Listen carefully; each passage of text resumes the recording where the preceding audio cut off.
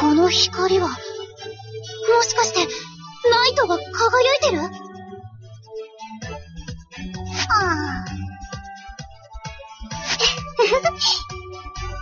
光から伝わってくるこの感情。これは、ナイトの怒り、悲しみ。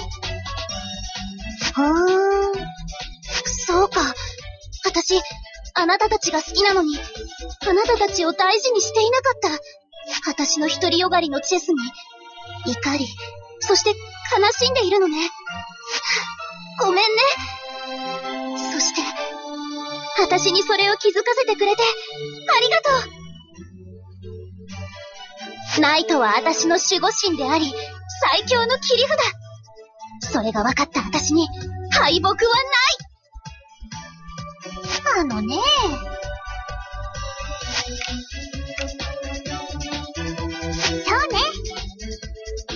キャトラ、勝負よ。鍛冶屋のおじさんを倒す前の小手調べに対戦してあげる。なに？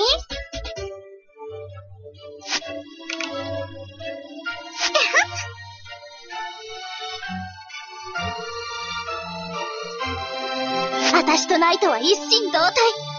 ナイトの神髄、見せてあげる。オッ